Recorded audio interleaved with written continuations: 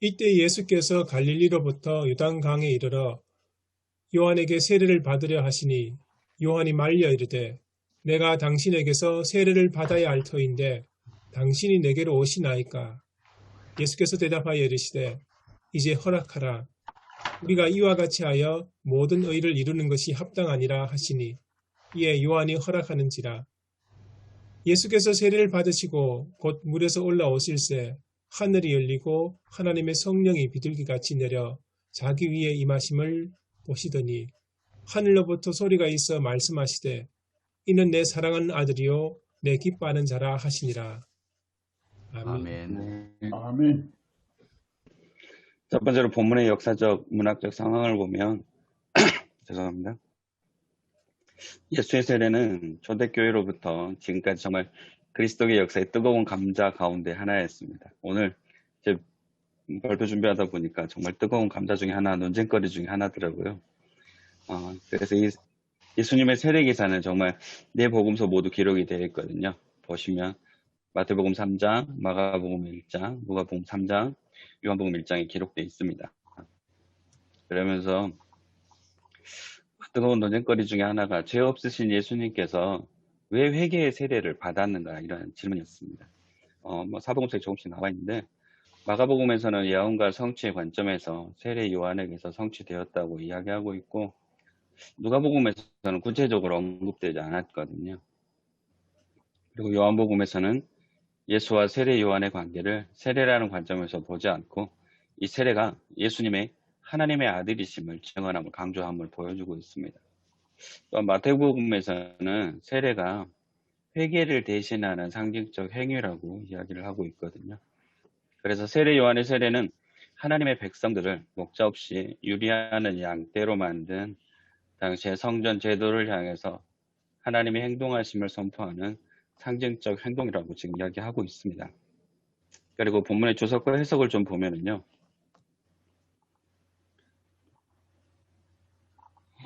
마태복음은 예수의 세례 받으심을 예수의 정체성에 관한 중요한 신학적 메시지가 있다고 이야기를 하고 있거든요. 여기서 정체성은 그가 누구며 그의 사명이 무엇인가라는 점입니다. 그래서 예수님의 참된 존재는 오직 하나님의 자기 계시를 통해서 알려진다는 것과 또 예수는 하나님의 아들로서 성령의 사람이라는 것을 그러면서 예수의 정체성을 이야기를 하고 있거든요. 그러면서 17절에 하늘의 음성이 있어서 이는 내 사랑하는 아들이요 내 기뻐하는 자라는 표현이 있는데 이 하늘의 음성은 예수가 누구인지를 알리는 하나님의 자기 계시와 고난받는 종의 사명이 암묵적으로 가리키는 죽음과 부활을 내포하고 있다고 이야기를 하고 있습니다. 그래서 예수님의 세례 받으심이 고난받는 종의 사명을 받아들이는 순종의 행위고 또 모든 죄인을 대신하여서 고난을 짊어지는 종의 사명을 다하겠다는 결심이라고 그렇게 표현하고 있습니다. 그래서 또 하늘로부터 음성이 있는데 이 소리를 과연 누가 들었는가라는 문제점을 이야기하고 있거든요. 근데 이 모든 일이 예수님의 주관적 경험에서 기술되고 있다는 점을 저희들이 좀 주목해야 될 것 같습니다. 세례를 받으시고 성령을 받으시거든요. 성령이 임하시는데 그러면서 예수님은 신분 변화를 경험하게 됩니다. 그래서 이 세례의 사건을 통해서 모든 그리스도인들도 세례를 통해서 새로운 신분이 됨을 정말 스스로 경험해서 깨닫게 된다는 점에서 우리가 주목해야 될 것 같습니다. 제가 이거 준비하면서 이 점을 가장 좀 많이 생각하고 있었던 것 같거든요. 그리고 또 예수님의 세례 받으심은 의의 길에 동참함이며 하나님을 따라 그의 사적 생애를 마감하고 메시아 직무를 수행하는 공생애로 들어감을 뜻하고 있습니다. 그래서 마태는요 3장 15절에서 우리가 이와 같이 하여 모든 일을 이루는 것이 합당하니라 라고 표현하고 있습니다. 그래서 마태복음에 세례 요한의 선포와 예수님의 선포가 일치됨을 이야기하고 있는데 바로 회개하라 천국이 가까이 왔느니라 라는 표현입니다. 그래서 세례 요한은요 바리새인들과 사두개인들을 향해서 정죄와 백성들을 향한 회개의 선포를 이야기하고 있고 예수님은 가르침과 치유사역과 식탁의 공동체를 했던 그런 모습을 보여주고 있습니다. 이렇게 세례 요한의 물 세례의 사역과요, 예수님의 사역은 하나의 의를 이루고자 하는 사역이라고 할 수 있었습니다. 그래서 마태는 예수의 세례 받으심을 모든 의를 이루는 것으로 이해를 하고 있는 게 오늘 본문의 모습이거든요. 그러면서 본문의 신학적 메시지와 설교 주제를 보면 마태복음은 예수의 세례 받으심을 하나님의 구원을 이루기 위한 아들 그리스도의 종의 사명임을 명시하고 있습니다. 그리고 예수님의 세례 받으심이 하나님의 아들 그리스도의 공적인 메시아 대관식이라고 표현할 수도 있다고 얘기를 했고, 예수님의 사명은 하나님의 의, 곧 구원을 이루는 곳으로 그의 죄 용서의 사역이라고 말을 하고 있습니다.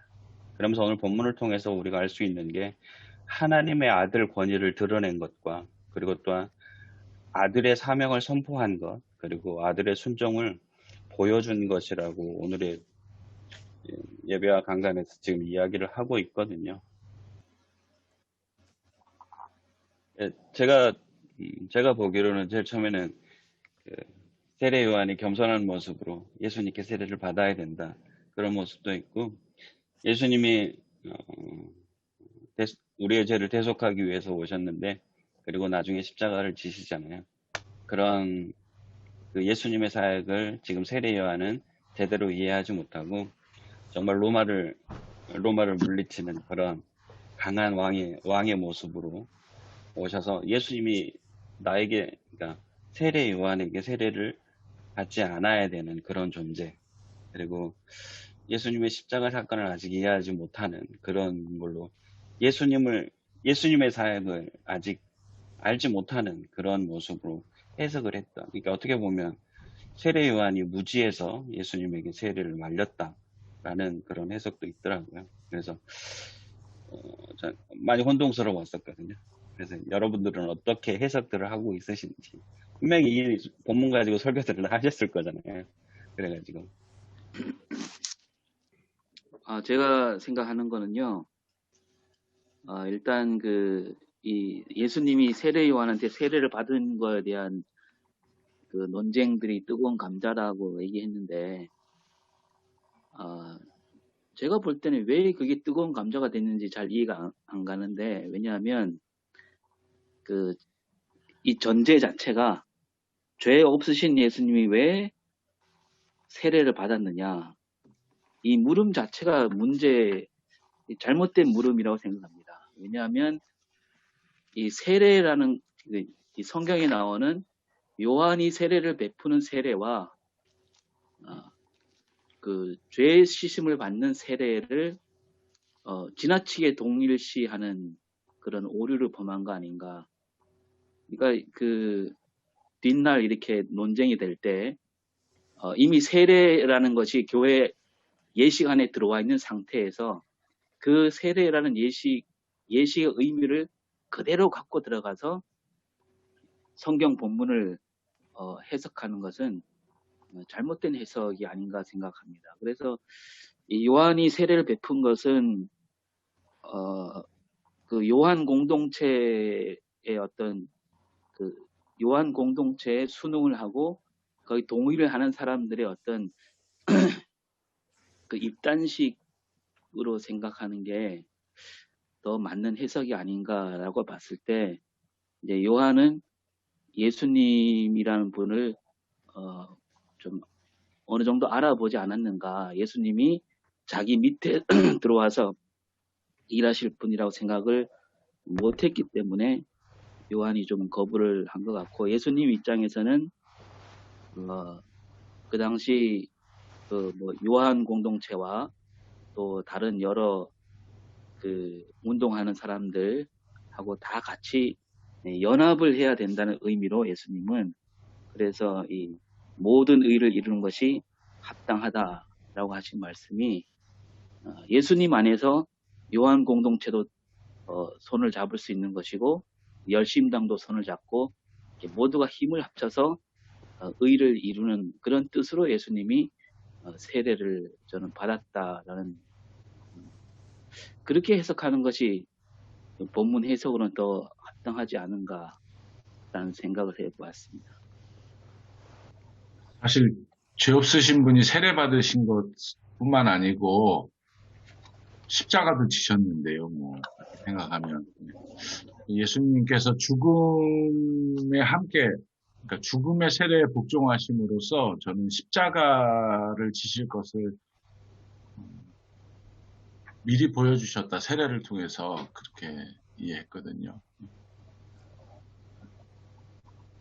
구원은 함께 죽는 세례의 의미로 시작해서 또 같이 죽는 십자가로 완성하셨다. 저는 그렇게 봅니다. 그래서 세례 받으셨다. 이렇게 이해했습니다. 감사합니다. 제가 이 다른 주석을 잠깐 봤는데 이 부분이 이렇게 설명이 되어 있습니다. 뭐냐면 예수님 그 당시에 초대교회 당시에 두 가지 정도 이렇게 사람들 사이에 오해 같은 게 존재한 걸로 이야기를 하는데 하나는 뭐냐면 예수님 역시 세례 이전에 죄라는 면에서 죄의식을 느끼고 있었는데 그것을 씻어버리기 위해서 요한에게 갔다는 그런 오해, 그런 소문. 그 또 하나는 그러니까 예수님께서 세례 요한에게 세례를 받으셨기 때문에 결국은 예수님이 요한보다 낮은 자, 아래 사람이라는 그런 주장들이 이렇게 세례 요한의 그 추종자들 사이에 좀 있었던 모양입니다. 아마 그게 오늘 우리 예배와 강단에 나오는 114쪽의 이야기 보면 예를 들어서 나온 게 유대 그리스도교적인 나사렛 복음서하고 그 에비온 복음서 쪽에 하고 연관되는 것 같습니다. 그래서 아마 마태가 이렇게 내가 당신에게 세례를 받아야 할 터인데 당신이 내게로 오시나이까 요 대답으로 그러니까 세례 요한 추종자들 사이에 있던 요한이 예수님께 세례를 줬기 때문에 예수님은 요한 밑에 그러니까 낮은 사람이라는 그런 그 주장이나 생각들을 반박한 것이 아닌가 그런 해석이 있습니다. 제가 생각하기에는 이게 좀 합리적인 것 같다는 생각이 듭니다. 일단은.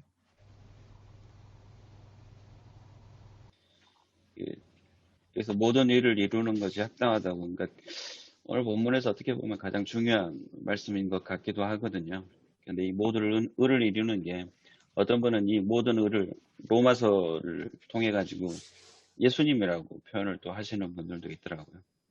그래서 예수님의, 그러니까 아까 얘기하셨던 김성희 목사님이 얘기하셨던 그 세례가 십자가까지 가는, 그래서 이 모든 의를 예수님의 그 구원 사역이라고 얘기하시는 분들도 있고, 또 빌립보서를 통해 가지고 또 이 모든 의를 해석하시는 분들도 있었거든요.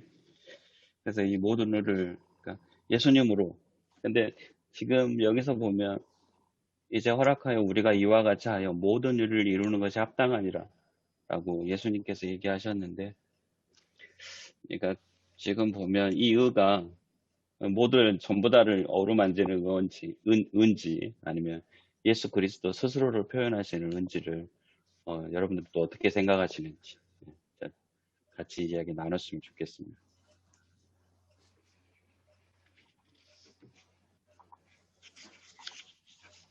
아까 말씀하신 대로 예수님께서 뭐 굳이 세례를 받아야 되느냐 이런 문제는 오늘 규결되는 게 바로 이 모든 의를 이루기 위해서라는 걸로 규결이 되는 것 같고요.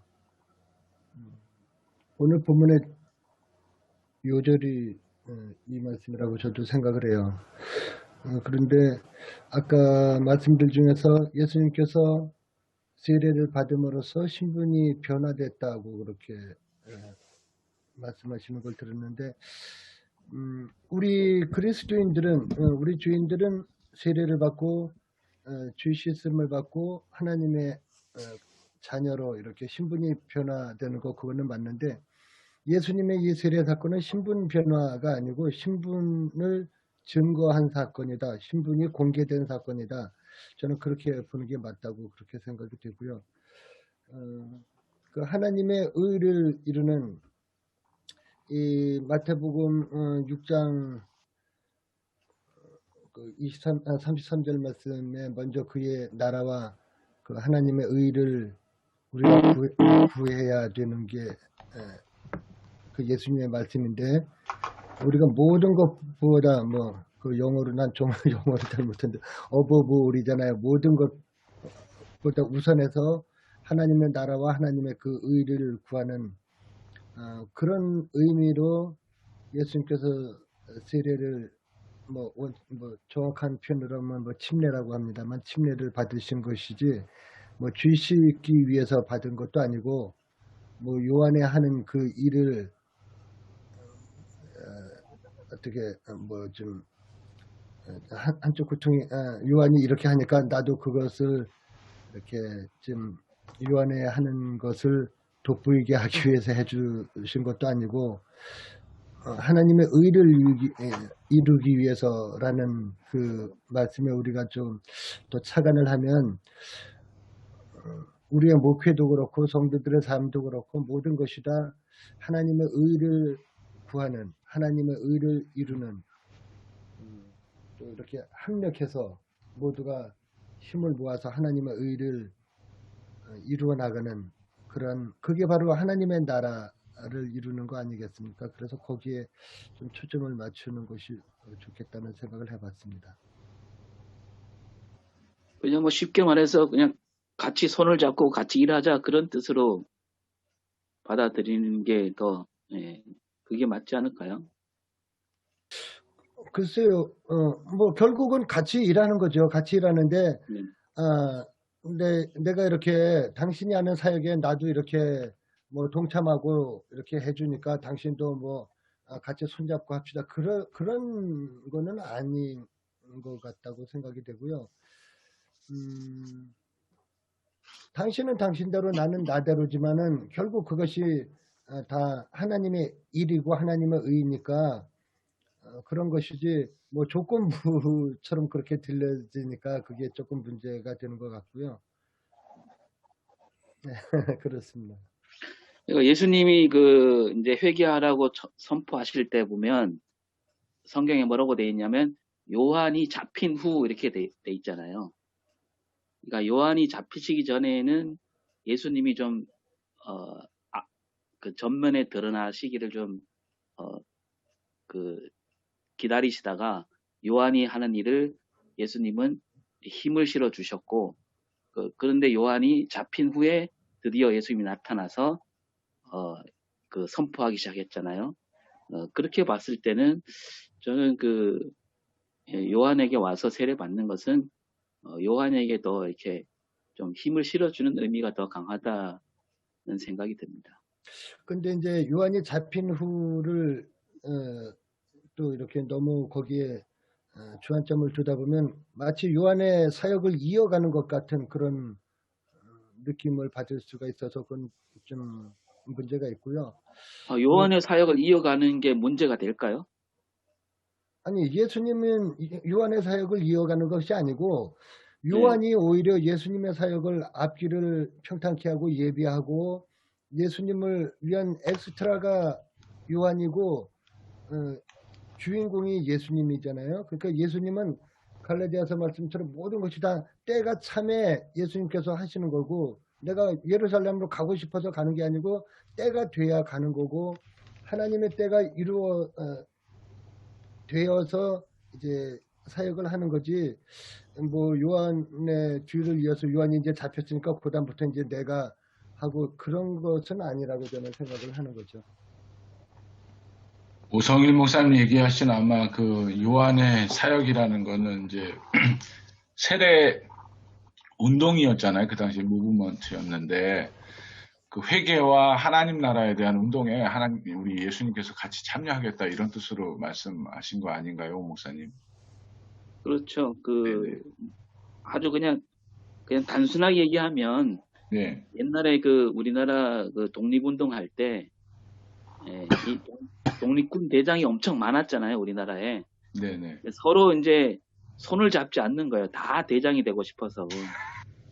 나쁜 의미가 아니라 다들 너무 이렇게 머리가 똑똑하니까 이제 서로 이제 각자의 영역에서 자기 일을 하려고 했던 그래서 옛날에 일제시대 때 돈 많은 사람들이 독립 후원금을 내야 되는데 도대체 누구한테 보내야 되는지 몰랐던 그런 일도 있었다는데 예수님은 그 요한과 뭐 따로 별개로 일하겠다가 아니라 요한이 했던 일도 이건 틀린 일이 아니고 맞는 일이고 거기에 힘을 실어 주셨고 그래서 모든 일을 같이 이루자 이런 의미로 세례 받은 것이고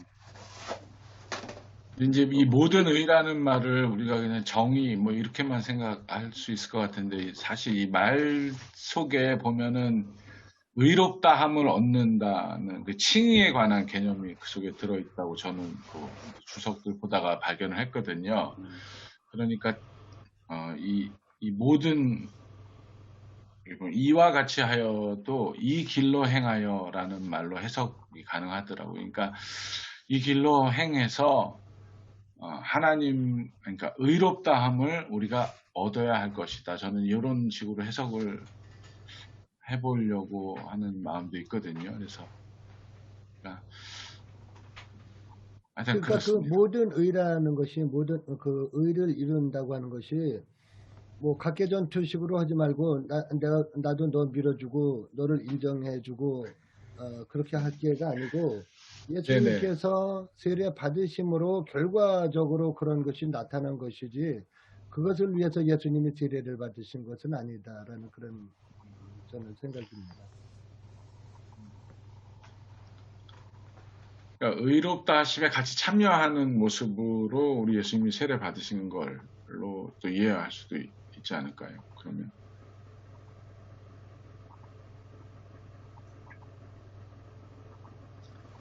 그러니까 하나님께서 예수님께서 무엇이 부족하신 것처럼 그래서 세례를 받으신 것이 아니고 여기서 말씀하신 것처럼 그냥 하나님의 의를 이루기 위해서 세례를 받으신 거지. 이게 글쎄요, 어떤 세레머니나 그런 것은 저는 아니라고 생각을 하고요. 그냥 때가 되어서 하나님께서 예수님께서 공생에 접어드는 그런 의미로 모든 사람들한테 이제 공인을 받잖아요. 하나님께서 이제 공개적으로 하늘이 열리는 것을 보게 하시고 성령이 비둘기 같이 이렇게 내려와서 예수님 위에 임하는 것을 보게 하시고 보이시고 하늘로부터 소리를 듣는데 사랑하는 아들이요 기뻐하는 자다라고 공식적으로 모든 사람들한테 이게 사실 그 소리가 있든지 없든지 이거는 사실이에요. 근데 모든 사람들한테 보여주기 위해서 아까 말씀드린 대로 신분 변화가 아니라 신분이 공개된 사건이라고 저는 그렇게 보는 거죠. 네, 세례의 의미 자체를 예수님께서도 아주 귀하게 여기고 있는 것은 분명한 것 같아요.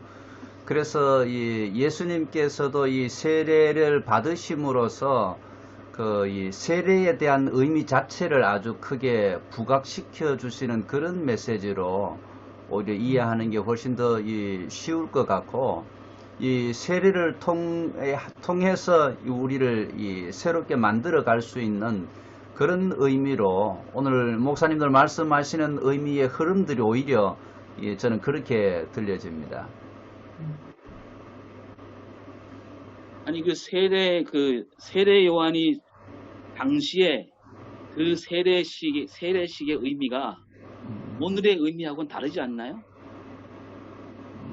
그리고 그 세례 요한이 베풀었던 세례는 또 뭐 유대교 전통에서 쭉 내려왔던 어떤 의식도 아닌 것이고, 다만 세례 요한은 아까 제가 계속 말씀드린 대로 자기 그 세례 요한이 하는 그 운동에 동의하고 참여하는 의미의 어떤 그 세례였는데, 이게 훗날 뒤로 오면서 교회 안에 들어온 어떤 예식으로 들어온 거지, 세례 요한 때 베푸는 세례가 이제부터 세례 받으면 하나님 나라 하나님의 백성이 된다, 죄를 씻는다, 그런 의미는 아니었다고 저는 봅니다. 그런 의미가 아니었기 때문에 다만 이제 아까 그 최영재 목사님 잠깐 말씀하셨지만 그 책에도 나왔고 예수님을 따르던 제자들 입장에서는 예수님이 세례 받는 게 기분 나쁘죠. 세례 요한한테. 자기 스승이 꼭 남의 밑에 들어가는 것 같고, 그런 어떤 생각도 있기 때문에 예수님은 세례를 거부했다라는 그런 문서도 있는 것이고, 그런 또 한편에서는 세례 요한이 하는 일과 예수님이 하시는 일이 뭐가 다르냐? 같은 연속성 안에서 예수님은 하나님 나라 전파를 하셨다.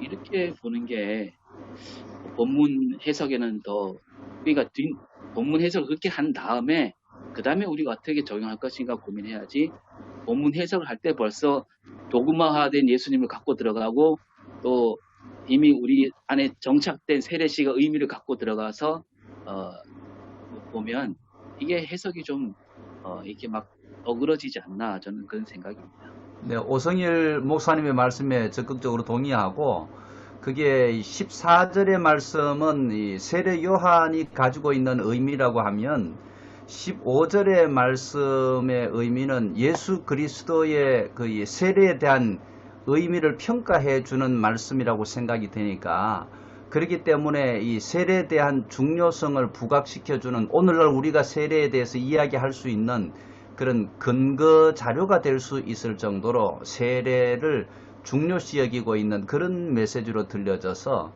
제가 던진 이야기입니다. 14절에는 실제로 세례 요한의 그 정체성 자체가 세례를 받으면 예수님이 세례 요한 밑에 들어가야 되는 어떤 그런 흐름이 분명히 있는 것은 맞는 것 같고요. 그래서 15절에 예수님이 그 던져주심으로써 실제로 세례에 대한 아주 중요한 매개체를 우리 모두에게 연결시켜주는 이런 그런 메시지로 저는 그렇게 이해가 되었습니다. 14절에 보면 저는 이제 당신이 내게로 오시나이까, 이 말이 사실은 좀 설교할 때 다루고 싶은 말씀인데요. 세례 요한이 뭐 높다 낮다 이런 거 떠나서, 예수님이 높다 낮다 떠나서 높으신 하늘 보좌를 진짜 버리시고 당신이 내게로 왔다, 이 말이 정말 복음 아닌가요? 그래서 그러니까 너무 뭐 우리가 그걸 예수님에 대한, 하나님에 대한 그 직위 이런 거에 갇혀 있으면 오히려 해석하는데 좀 어려움이 있지 않을까, 그런 생각도 있습니다. 그러니까 저는 그 의라는 초점, 거기에 이제 집약되어 있는 것은 사실인데, 아까 김성기 목사님이 말씀하신 내게로 오시나이까, 거기에 복음이 있다. 그것도 참 생각해보지 못했는데 진짜 맞다는 생각이 들고요.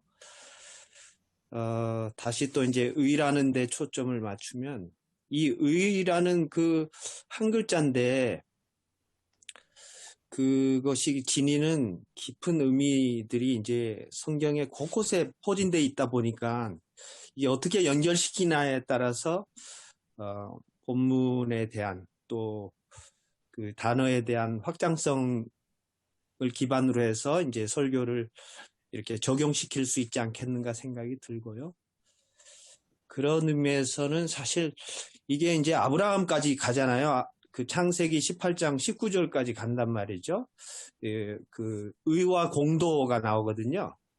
그러니까 이게 굉장히 관계적인 개념이라는 측면에서 보면 그 당시의 세례 요한 공동체와의 관계성 속에서의 그 역사성을 이어간다는 그런 측면도 새롭게 볼 수 있고요. 왜냐하면 의리 개념이 있거든요. 의라는 게 인간적인 관계 속에서 의리를 지키는 상대방과의 신뢰 관계성 속에서 그것을 지속하고 유지하려는 그런 태도가 거기 들어가 있거든요. 물론 그것이 또 아까 말씀하신 대로 예수님의 사역과의 관계성 속에서 보면 세례가 이제 신분 변화 또는 뭐 지금 이제 뭐 아까 도그마라는 표현 하셨는데 어쨌든 예식 안으로 들어오면서 우리가 가지는 기본적인 전이해가 있잖아요. 그 전이해에 너무 묶여 있으면 예수님의 세례가 조금 그 해석이 조금 이렇게 좁아질 수 있고요.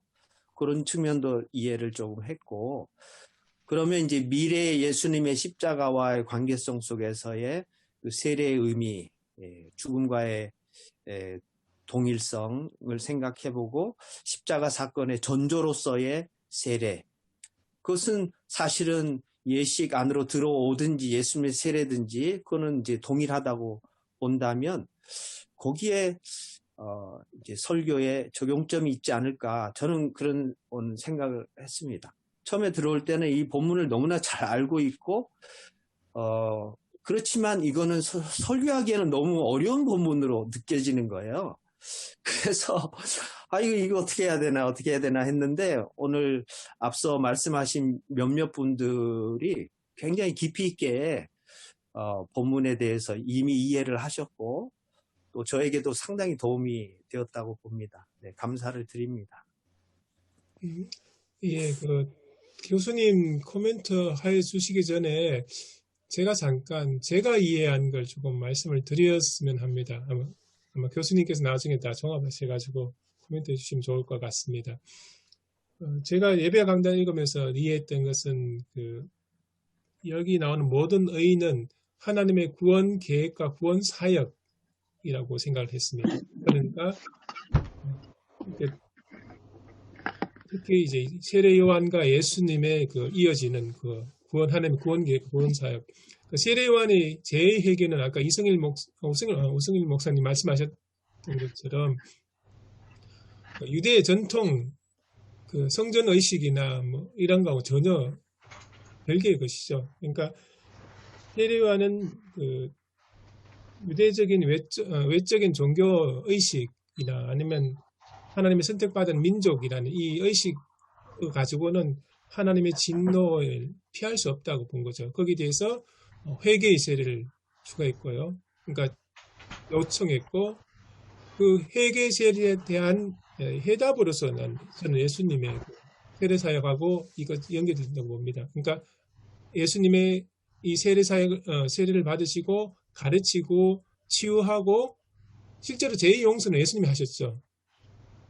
예수님이 제2용서도 하신 부분이 나오지 않습니까? 그러니까 이렇게 연결되는 게 세례 요한이 그러니까 던졌던 제2용서에 대해서 예수님께서 예수님의 사역으로 가르침으로 그리고 실제로 제2용서를 하심으로, 그리고 결국 결과적으로는 마지막에 십자가의 죽음과 부활의 과정을 통해서 우리의 제2용서에 대한 그 전 과정을 이루셨다는 이 모든, 그러니까 세례 요한으로부터 시작돼서 예수님까지 이어진 이 전체가 하나님의 구원 계획, 구원 사역이라 본다면 이게 하나님의 의가 아닐까, 모든 의가 아닐까. 그래서 결국은 모든 일을 이룬다는 것은 결국 세례 요한으로부터 시작돼서 예수님의 사역으로 확장되는 이런 도식으로 이해를 했거든요.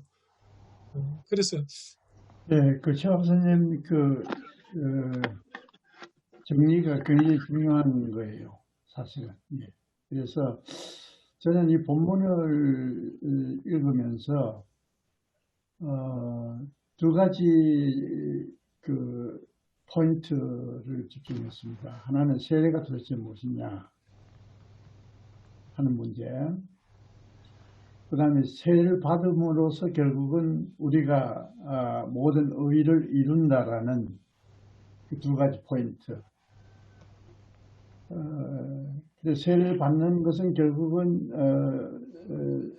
요한과 함께 예수 그리스도께서 우리 모두 함께 의를 이루어 나간다는 그 의가 도대체 뭐냐는 문제. 하나 더 붙여서 세례를 받은 이후에 음성이 들렸잖아요. 내 사랑하는 아들이요 내 기뻐하는 자라는 어떤 그 확증. 그러니까 예수 그리스도의 정체성, 그는 누구시고 그가 앞으로 해야 할 사명이 도대체 뭔가 하는 문제를 여기서 우리가 한번 생각해 볼 수가 있지요. 그래서 내가 여기 독일어 성서공에서 나온 관주성경 그 부분을 주석해 놓은, 해설해 놓은 그 부분을 한번 읽겠습니다. 세례는 다가올 하나님의 통치 앞에 전적으로 굴복하여 하나님의 뜻을 완전히 이루는 삶의 시작이다. 이게 중요한 포인트입니다. 그러니까 모든 의라고 갈로 15절을 관주를 하고 있습니다. 마태복음 5장 6절, 10절, 20절. 그게 이제 팔복에서 나오는 거 아닙니까? 예. 그 다음 6장 1절, 33절, 그 다음에 21장 32절. 거기에 다 의에 대한 설명이 있어요. 이거 아마 참고를 제가 지금 적어 왔는데 다 지금 얘기할 시간이 없기 때문에 넘어갑니다. 바로 이 세례 속에 예수는 자기에게 맡겨진 아버지의 과업을 보신다. 그게 이제 그 과업이 뭔가면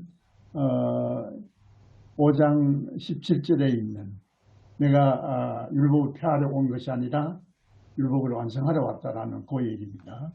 그래서 그는 요한에게 세례를 받기를 주장하신다. 우리가 합장하니라라는 15절의 말씀은 대명사 속에는 세례 요한이 포함되며 동시에 예수의 이름으로 세례를 받아야 할 모든 사람들이 또한 포함된다. 모든 사람들. 마지막 마태복음 28장 마지막에 너희가 가서 성령 내 이름으로 세례를 주고 모든 사람에게 세례를 주라고 얘기했잖아요. 그 모든 사람이에요. 예.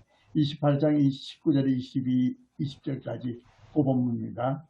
그 다음에 15절의 말씀은 마태복음에서 예수의 최초의 말씀이며 따라서 기본이 되는 말씀이다. 이렇게 중요한 포인트입니다. 15절의 말씀. 예수께서 대답하여 이르시되 이제 허락하라. 우리가 이와 같이 하여 모든 의를 이루는 것이 합당하니라라는 이 말씀이 마태복음에서 최초의 예수의 말씀이고 기본이 되는 말씀이라는 그런 얘기입니다. 예수는 이렇게 하나님과 그리고 사람들과 더불어 연대를 하셨다. 솔리다리티 독일어로 솔리다리티 연대했다는데 여기 또 우리가 한번 좀 생각해야 되겠어요. 그는 하나님으로부터 메시아로 인준을 받으시고 너는 소리가 있잖아요. 이는 내 사랑하는 아들이요 내 기뻐하는 자라라는 이 말씀이죠. 그는 하나님으로부터 메시아로 인준을 받으시고 그의 사업을 위한 준비를 갖추신다. 그게 16절과 17절의 말씀이에요. 예. 근데 여러분들 이제 교회력으로 다시 돌아가서 얘기를 우리가 나눠야 되겠는데 거기는 신학이 있으니까 교회력은 바로 신학이 있잖아요. 우리가 대림절을 지났고 성탄절을 지났고 그 다음에 주연절입니다. 지금 여러분들 교회력이란 무엇을 해석합니까? 교회력은 하나님의 구속사입니다. 하일스케시테 고테스 하나님의 구속사. 하나님의 구속사가 뭡니까? 성탄 사건, 십자가 사건, 부활 사건, 성천 사건, 그리고 오실 메시아를 기다리는 대림. 이것을 회상하는 것. 옛날 과거의 사건들 회상. 회상이라는 말이 굉장히 중요한 말입니다. 우리 설교학에서도 바로 예수 그리스도의 사건을 회상하면서 회상 속에는 그에는 그냥 있는 것이 아니라 성령의 역사가 있습니다. 회상을 하면서 성령의 역사를 통해서 현재화된다. 그래서 과거에 우리를 위해서 해놓으신 하나님의 놀라운 그 구속의 사건을 회상하면서 그 회상에는 성령의 임재로 말미암아 오늘날 우리에게 새로운 기쁨으로 인도하는 그런 의미에서 지금 우리가 교회에 따라서 예배 강단을 지금 하고 있는데 그동안 대림절 예수 그리스도를 기다리는 하나님 나라를 기다리는 그 나라를 간절히 기다리는 기다림이 있었습니다. 그래서 우리가 어떻게 기다려야 할 것인가? 기도하면서 회개하면서 정말 예수 그리스도께서 우리에게 임재하셔서 우리를 지배할 수 있도록 그렇게 우리를 깨끗이 하는 그런 준비 그리고 그리스도께서 오셨습니다. 즐거움 우리에게 즐거움이죠. 우리에게 기쁨이죠. 그래서 즐거운 성탄절을 하지 않습니까? 그리고 그 다음에 이제 주현절, 지금 주현절 지나고 있는데, 주현절 그리스도가 나타나신, 빛으로 나타나신. 그래서 빛의 계절 혹은 빛의 축제라고 하는 것이 주현절. 이 주현절이 사실 우리 교회에서 그동안 우리가 많이 무시를 했는데, 그냥 소홀히 하고 지나가 버리는데, 사실은 주현절이 굉장히 중요한 절기거든요. 그러니까 사실 주현절 1월 6일 날 전에는 이 설교가 있었는데 이번에 빠져버렸어요. 사실 주현절 설교가 굉장히 중요합니다. 1월 6일 그는 고정입니다. 동방교회에서는 성탄절로 지키는 그 주현절 이후 지금 우리가 첫째 주일, 저녁에 첫째 주일, 그 다음에 오는 주일이 둘째 주일인데, 우리 예배 강단의 제목이 세례 받으신 하나님의 아들, 이렇게 되어 있습니다만은, 그래서 세례가 도대체 무엇인가 하는 문제를 우리가 다시 한번 생각해야 할 것이고, 그렇게 함으로써 우리가 모두 함께 하나님의 의를 이룬다라는 얘기인데, 하나님의 의를 이룬다는 게 도대체 뭐냐? 그래서 제가 지금 이 주석을 안 보고, 우리 책을 안 보고, 내가 이 성경만 가지고 이렇게 관주로 쭉 이제 살폈는데, 하나님의, 그러니까 의가 도대체 뭐냐? 두 가지 측면에서 얘기를 하고 있어요. 첫째는 하나님 편에서 하나님의 구원의 질서입니다. 예수 그리스도를 통해서 섭리와 계획하에서 인간을 구원하기 위해서 나가는 계획과 섭리, 그 질서가 있어요. 그게 이제 성탄 사건, 고난 사건, 부활 사건이 다 이렇게 십자가 사건까지 해가지고 나가잖아요. 그 다음에 이제 두 번째 의의가 뭔가 하면은 하나님의 구원 질서에 대응하는 우리 인간의 의, 인간의 태도, 어떻게 참여할 것인가 하는 문제. 그래서 이 부분에서 여러분들 쭈빙들리의 아주 중요한 그 개념이 있습니다. 하나님의 의와 인간의 의. 이밀 교수가 우리 설교를 위한 신학이나 설교라는 그 책에 이제 썼는데요. 그것이 이제 요즘 경제 문제까지 다루는 겁니다. 아우터리치라는 우리 쭈빙들리의 하나님의 의와 인간의 의를 가지고 오늘날 이 경제 질서를 어떻게 우리가 해나갈 것인가, 소위 말하는 신자유주의를 굉장히 비판하면서 새로운 경제 체제를 거기서 얘기하고 있는데, 그것도 여러분들 앞으로 한번 참고했으면 좋겠고, 제가 지금 얘기하고 싶은 게 뭔가 하면은 세례가 도대체 뭐냐는 얘기. 그 다음에 세례를 받으면 우리가 하나님의 의를 이룬다는 건데, 예수 그리스도를 통해서 지금 우리가 이제 그 사역의 시작을 지금 세례 받는 걸로 나왔잖아요. 하나님의 아들로서. 아들이면 아버지 하나님이잖아요. 그래서 아버지로부터 그 사랑을 받고, 그리고 인정을 받으면서 이제 그의 사역을 시작해 나가는 출발점. 그래서 앞으로 기대되는 것이 이제 이 주원절이 지나면 이제 사순절 오잖아요. 그렇게 해서 우리 그리스도인들이 어떻게 살아갈 것인가 하는 문제. 그 다음에 이제 우리가 교회에서 많이 세례를 받는데, 세례 받는 우리가 도대체 세례 받는 우리 그리스도인들이 어떻게 예수 그리스도의 사역에 함께 동참하고 협력하고 주님과 묻는 교회를 섬겨할 것인가 하는 문제. 그래서 우리 교회에서 세례 주는 문제도 우리가 심각하게 생각해야 돼요. 요즘 너무 쉽게 세례를 주는데 그렇게 해서는 안 되지요. 여러분들 우리 세례 받으실 때 나타나는 세 가지 현상이 있거든요. 이게 첫 번째가 하늘이 열리고, 두 번째가 성령의 비둘기 같이 내리고, 세 번째 하늘의 소리가 있습니다. 근데 이게 오늘 예배와 강단에서도 그렇고, 예배와 강단에서는 이 세례를 통해서 성령님을 받으시고 예수님이 신분 변화를 경험했다고 쓰여져 있고요. 이걸 또 모든 그리스도인들이 세례를 받고 새로운 신분을 스스로의 경험을 통해서 깨닫는다고 이야기를 하고 있거든요.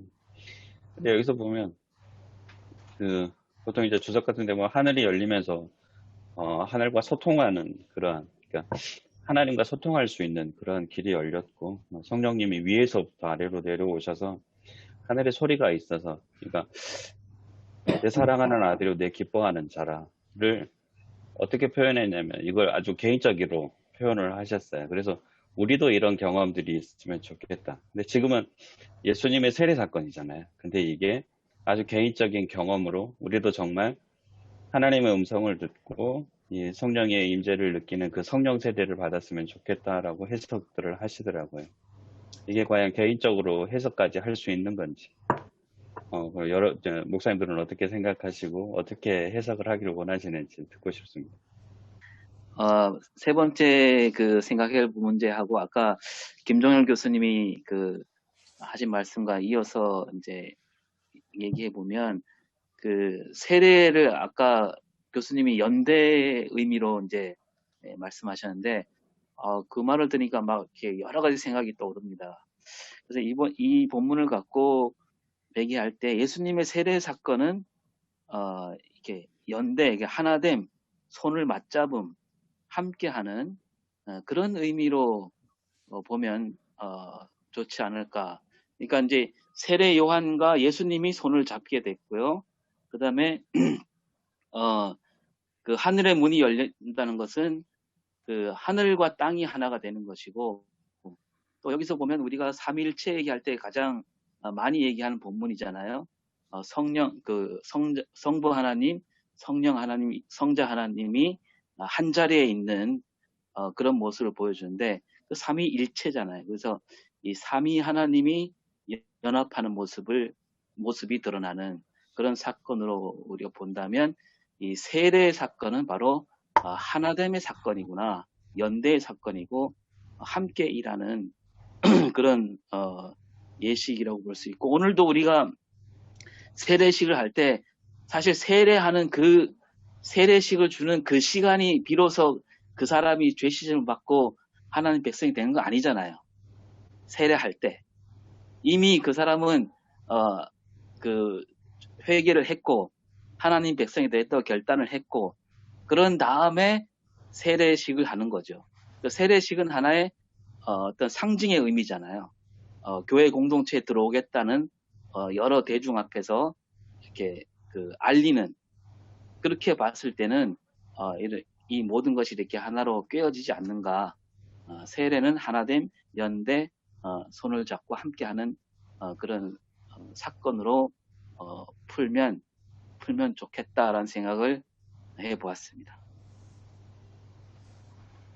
예, 세례에 대해서 잠깐 제가 언급을 하면요. 세례는 그 칼바르트하고 같이 친구였던 에드와드 트루네진이라고 있습니다. 그분이 이제 바젤 민스터 교회, 제일 큰 교회지, 거기서 목회를 32년 동안 하고 바젤 신학대학에서 실천 신학 가르친 분인데, 그분이 목회학 원론을 썼어요. 이제 실천 신학 내지 목회 신학의 대부라고 할 수 있을 정도로 대단한 분인데, 그분은 주인 교체로 얘기했어요. 예. 그 주인 교체, 세례가 주인 교체다. 이때까지는 내가 나의 주인이었어요. 더 나아가서는 사탄이 나의 주인이었어요. 그러나 사탄이 물러가고 내 자리에 내가 물러나고 그 자리에 주님께서 오셔서 주인이 되었다는 얘기. 우리가 세례를 받을 때는 예수 그리스도가 나의 주님이라 고백할 때 비로소 세례를 받잖아요. 그 의미에서 주인 교체예요. 더 이상 내 마음대로 할 수 없는, 세례교회는 내 뜻대로 내 고집대로 할 수 없는 주님의 뜻대로 하나님 말씀에 따라서 사는 것이 바로 그리스도인이라는 얘기. 그런 의미에서 오늘날 우리 세례가 너무 예쁘게 주어지지 않았나. 그런 어떤 반성을 하게 됩니다. 그래서 저는 세례를 또 이렇게 비유를 하고 싶어요. 우리 그 청년들이 군대 가잖아요. 군대 가면은 그 세상의 모든 옷들을 다 벗어버리고 군복을 입고 입소를 하잖아요. 입소하면은 연병장에 입소식을 합니다. 난 그렇게 생각해요. 그러면 이제는 더 이상 지휘관의 지휘에 따라서 살 수밖에 없는 그 군사. 그래서 세례는 바로 입양하는 것이다. 예수 그리스도의 군사로서 입양하는 것이다. 라는 그런 의미에서 철저하게 주님이 주인이 되고 주관자가 되어서 주권 행사를 하시고 또 내가 전적으로 그에게 맡기는 거예요. 그런 의미에서 세례는 다가올 하나님의 통치 앞에 전적으로 굴복하여 하나님의 뜻을 완전히 이루는 삶의 시작이다. 그게 중요한 해석이에요. 그리고 이렇게 해서 우리가 하나님의 의를 이룬다는 것은 하나님께서 인간을 위해서 구원하신 그 계획이 있잖아요. 그 계획대로 하나님이 신실하게 약속을 지키고 인간을 구원하기 위해서 예수 그리스도를 보내시고 그리고 그를 십자가에 죽게 하시고 그리고 부활시켜서 다시금 우리의 희망의 주가 되게 하신 그분. 그 놀라운 은혜에 감격해서 우리가 어떻게 살아야 할 것인가 하는 문제가 응답으로 나타나는데 여기 이제 마태복음 5장 20절에 모든 의에 대해서 설명을 하고 있는 부분인데 너희 의가 서기관과 바리새인보다 더 낫지 못하면 천국에 결코 들어갈 수 없다라는 얘기. 더 나은 의가 도대체 뭐냐. 여기 오늘 루터는 의를 경건으로 번역을 했어요. 예, 프레미칼트라고 경건으로 번역했는데 유대인들의 경건 세 가지가 있습니다. 그게 뭡니까? 거기 다 설명이 되어 있습니다. 5장 20절에 쭉 보면은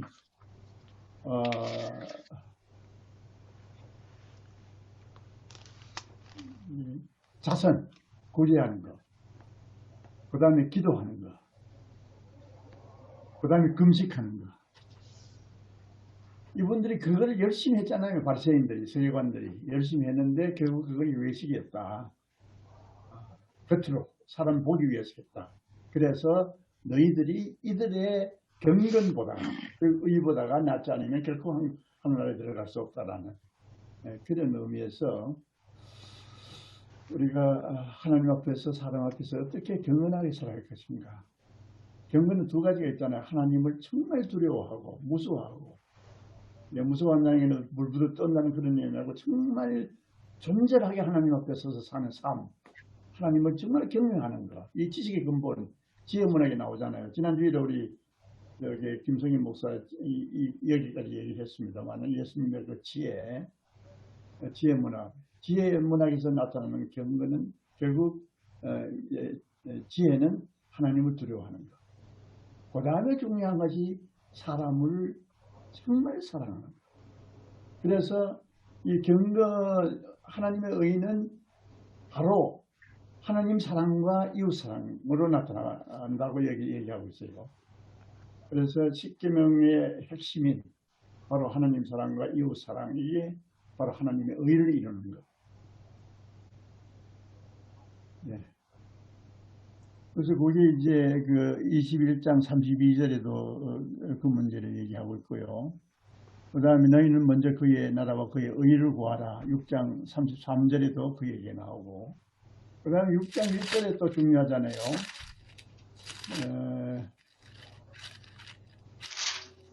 너희가 사람에게 보이려고 그들 앞에서 너 일을 행하지 않도록 주의하라. 그리하지 않으면 하늘에 계신 너희 아버지의 상을 받지 못하리라 하는 얘기가 너희 의가 바로 경건입니다.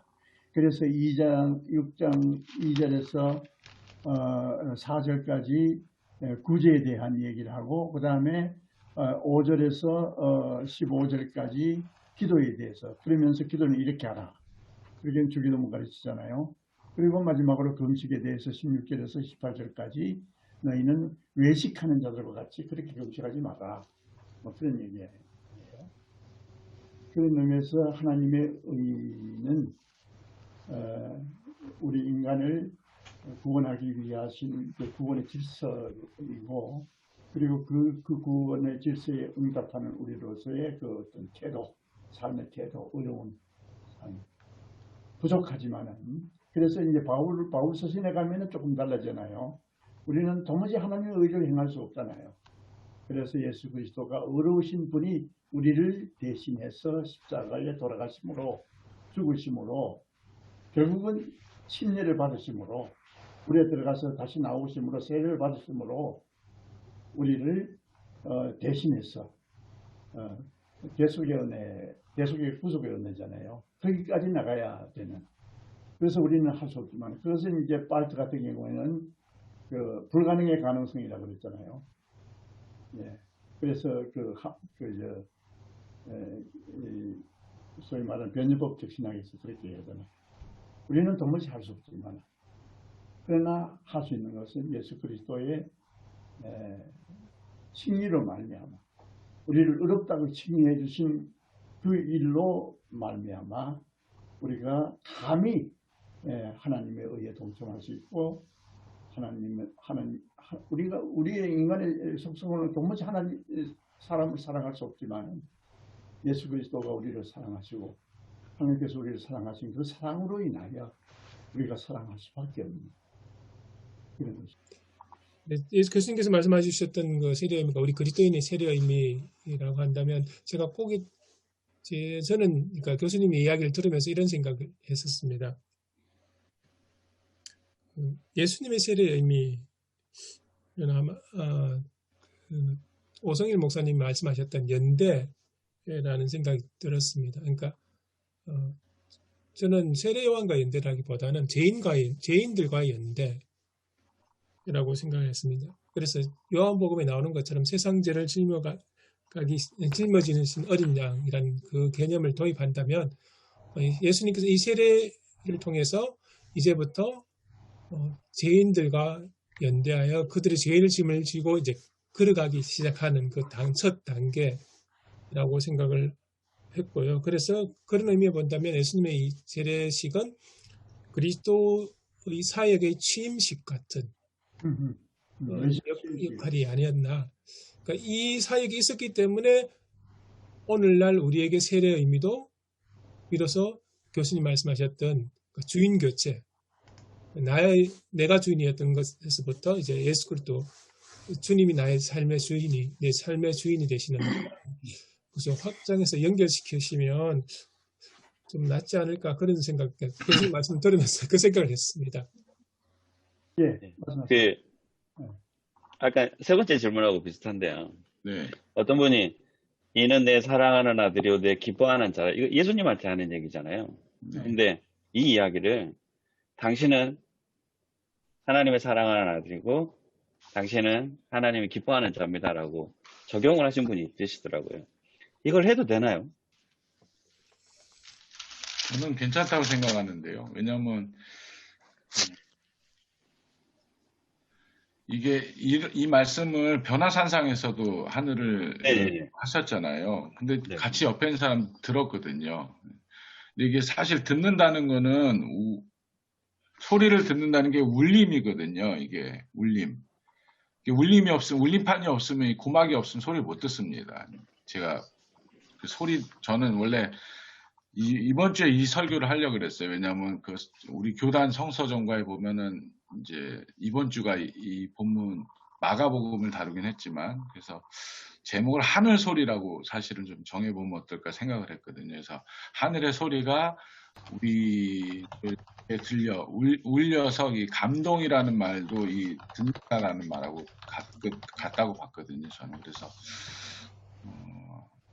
우리가 그 연대에서 예수님의 세례 받으심에 같이 동참을 했다면 우리도 같이 그 소리를 듣고 살아야 되지 않을까. 너 내가 사랑한다, 기뻐한다. 올 한해는 그런 한 해가 됐으면 좋겠다. 제가 그렇게 설교하려고 사실 했었거든요. 근데 지난주 다른 걸 다뤄서 이번 주 돌아온 주에는 좀 그렇게 설교하려고 합니다. 사실은. 네. 그래서 본문 보면서 세례를 통하여 아까 교수님도 얘기하셨지만 세례를 통하여 주인이 바뀌잖아요. 예수님으로. 그래서 그 예수님을 통해서 당신은 사랑하는 하나님의 아들, 그러니까 예수님의 자녀, 그리고 나의 기뻐하는 자라는 소리를 듣는 사람이 되자 이런 식으로 하고 싶었거든요. 근데 이게 예수님, 그러니까 하늘에서 예수님께 하는 이야기이긴 하지만 우리가 이 음성을 듣는 자가 되면 좋겠다. 라고 결론을 지어도 되는 건지를 물어봤던 겁니다.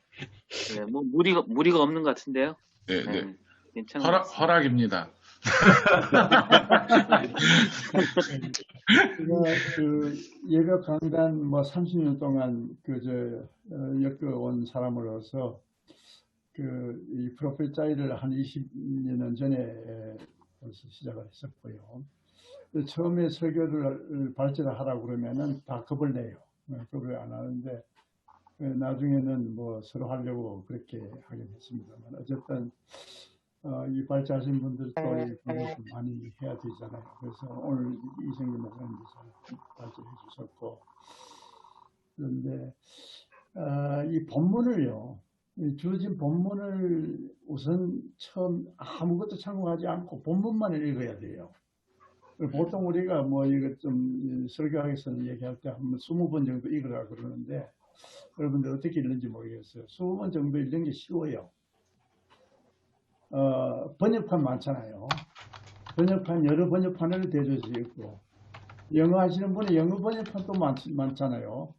영어 번역이 각기 다르게 번역되어 있고, 독일어 하시는 분은 독일어 번역, 뭐 여러 가지 번역을 이렇게 읽으면은 뭐 20번 정도 읽게 돼요. 그래서 이제 이 예배 강단의 처음에 지필 요령에서 뭔가 하면은 설교 착상으로서의 본문 읽기라 그렇게 했습니다. 그래서 이 본문 읽으면 설교가 이제 착상, 이렇게 들려오는 소리가 있어요. 그걸 안내대라고 그러는데 독일말 안내대. 이 딱딱한 이 말씀, 문자로 된 말씀, 침묵을 지키고 있는 말씀이 계속 이렇게 되면 성의 역사를 통해서 말씀이 와요. 들려와요. 말씀을 걸어와요. 말씀이 걸어온다는 것을 안내대라고 그러는데 그 말씀을 지금 메모를 합니다. 메모를 하고는 이것이 검증이 되잖아요. 검증을 하기 위해서는 어떻게 하냐면 이제 그때부터 주석에 들어갑니다. 주석에서 참고를 하는데 이번 우리 예배 강단의 신약의 말씀 복음서입니다. 복음서 그리고 하나님의 나라 이런 비유의 말씀으로 주어져 있는데 그래서 이번 기회를 통해서 여러분들 복음서 마태, 마가, 누가, 공안복음서 그리고 요한복음까지 그분이 가지고 있는 신학, 그러니까 마태의 신학, 누가의 신학, 그다음 마가의 신학, 요한의 신학을 꿰뚫어보는 그런 공부하는 기회를 삼았으면 참 좋겠어요. 네, 그래서 그리고 이제 하나님 나라가 도대체 뭐냐? 우리가 하나님 나라 확장에 대해서 많이 얘기를 하고 있는데 하나님 나라 신학을 우리가 제대로 공부를 좀 해야 되나? 그런 기회를 삼았으면 참 좋겠다는 생각을 갖고 우리 한국교회의 설교 가장 문제가 신학 부재의 설교거든요. 말씀을 떠난 한국 강단의 위기가 두 가지입니다. 본문을 떠난 설교와 신학 부재의 설교거든요.